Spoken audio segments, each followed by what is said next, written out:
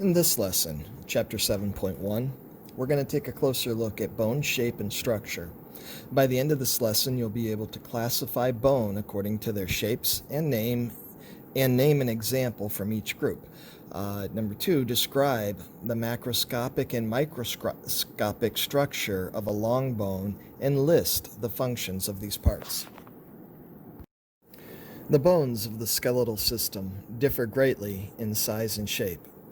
However, bones are similar in structure, development, and function.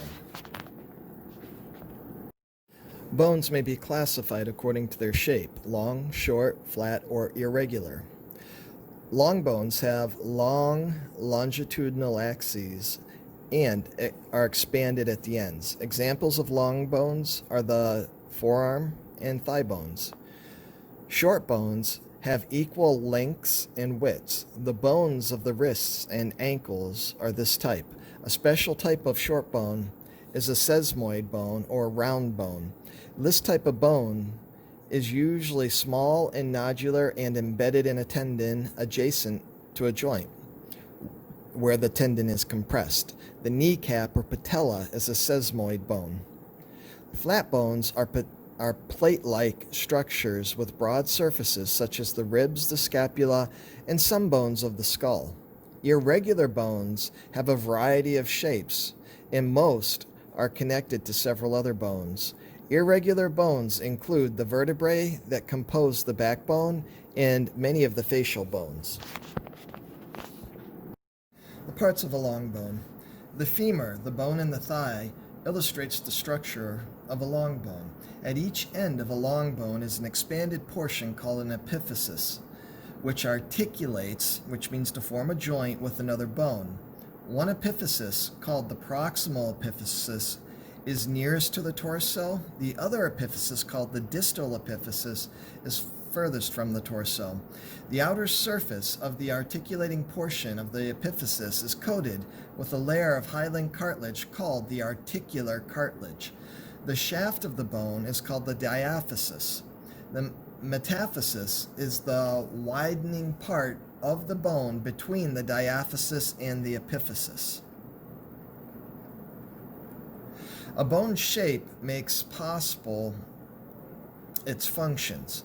Bony projections, called processes, for example, provide sites for attachment of ligaments and tendons.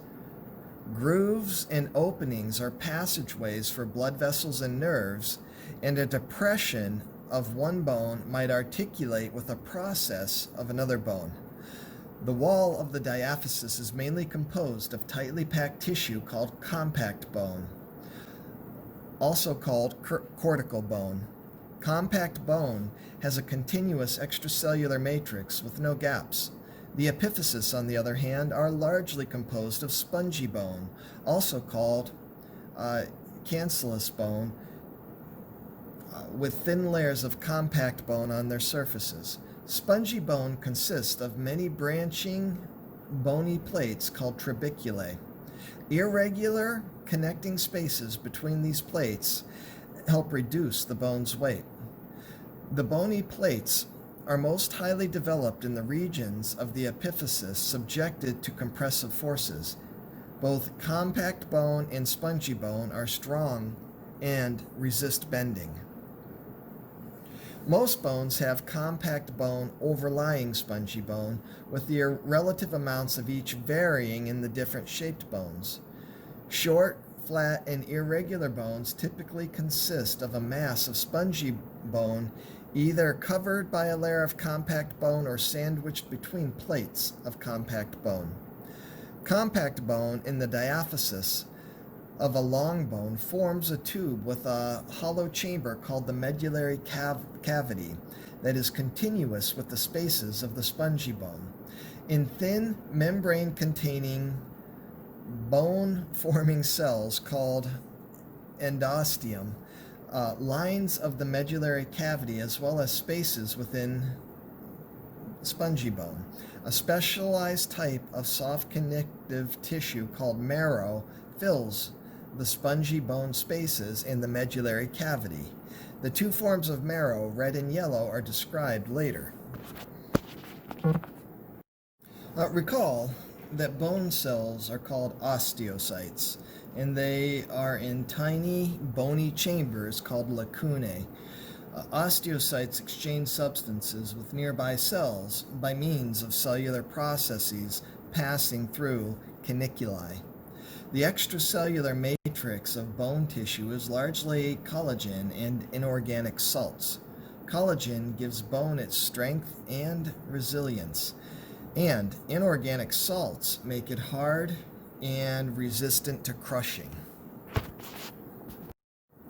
In compact bone, the osteocytes and layers of extracellular matrix called lamellae are concentrically clustered around a central canal, forming a cylinder-shaped unit called an osteon, also called a Haversian system. Many osteons together form the substance of compact bone. The osteons run longitudinally with the axis of the bone, functioning as weight-bearing pillars resisting compression. Each central canal contains blood vessels and nerves surrounded by loose connective tissue. Blood in these vessels nourishes bone cells associated with the central canal via gap junctions between osteocytes. Central canals extend longitudinally through bone tissue, and transverse perforating canals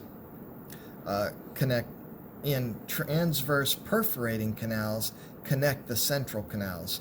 Perforating canals contain larger blood vessels and nerves by which the smaller bone, blood vessels, and nerve fibers in central canals communicate with the surface of the bone and the medullary cavity. Spongy bone, like compact bone, is composed of osteocytes and extracellular matrix, but the bone cells do not aggregate around central canals. Instead, the cells lie in the trabeculae and get nutrients from substances diffusing into the caniculi that lead to the surfaces of these tiny bony plates.